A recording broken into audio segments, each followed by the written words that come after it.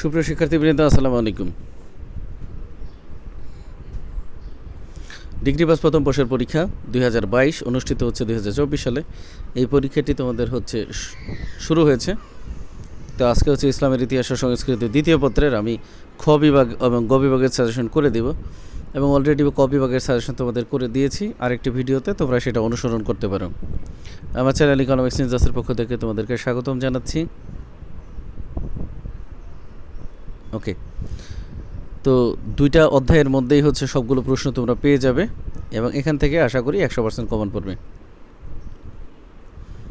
প্রথম অধ্যায়ে খ বিভাগের প্রথম প্রশ্ন, আব্বাসীয় কারা? আব্বাসীয় বংশের পরিচয় দাও।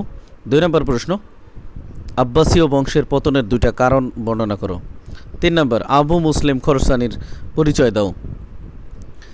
তোমাদের সবগুলো প্রশ্ন ইম্পর্টেন্ট, কিন্তু হচ্ছে যেগুলো স্টার মার্ক দেওয়া আছে সেগুলো হচ্ছে অত্যন্ত বেশি ইম্পর্টেন্ট। 4 নম্বর প্রশ্ন, বাগদাদ ধ্বংসের কারণ লিখো। 5 নম্বর প্রশ্ন দেখো, স্টার মার্ক দেওয়া আছে, রাওয়ান্দিয়া সম্প্রদায় কারা?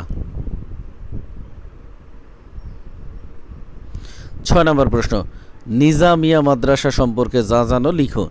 এগুলো স্টার মার্ক দেওয়া প্রশ্ন, তার মানে অত্যন্ত বেশি গুরুত্বপূর্ণ।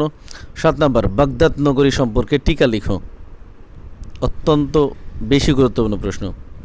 8 নম্বর, নাসিবিনের যুদ্ধ সম্পর্কে কি জানো? নাসিবিনের যুদ্ধের বিবরণ, এটা হচ্ছে অত্যন্ত গুরুত্বপূর্ণ প্রশ্ন।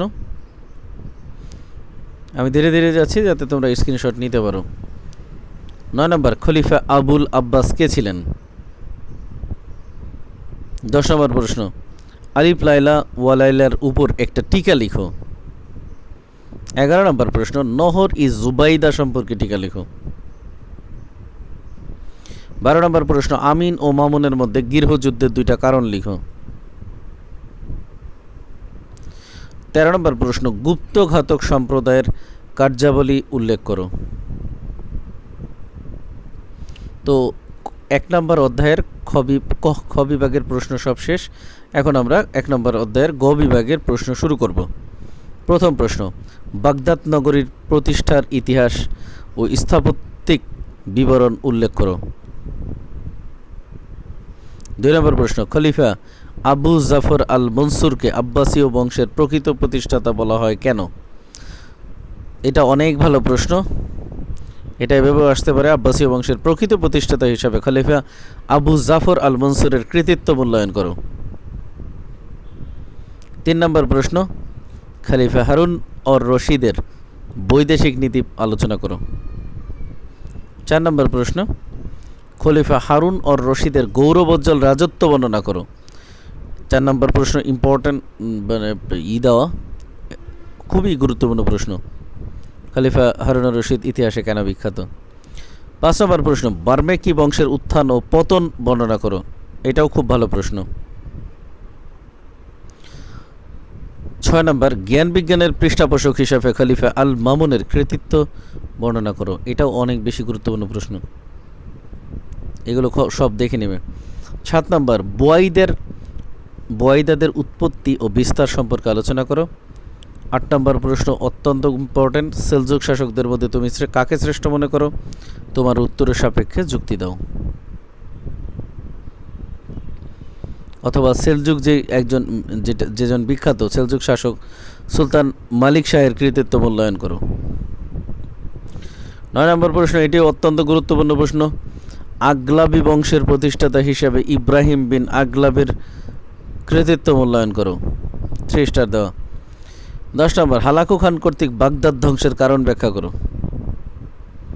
অনেক অনেক অনেক বেশি গুরুত্বপূর্ণ প্রশ্ন।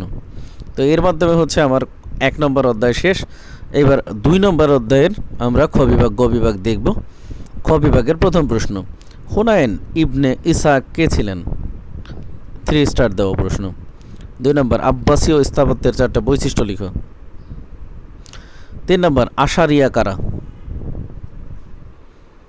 আশারিয়া সম্প্রদায়ের পরিচয় কি?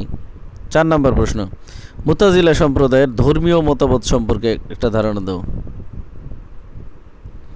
5 নম্বর, শিয়া সম্প্রদায় সম্পর্কে কি জানো? 6 নম্বর প্রশ্ন, মাওয়ালি কারা? 7 নম্বর প্রশ্ন, মুতাজিলাদের পরিচয় দাও।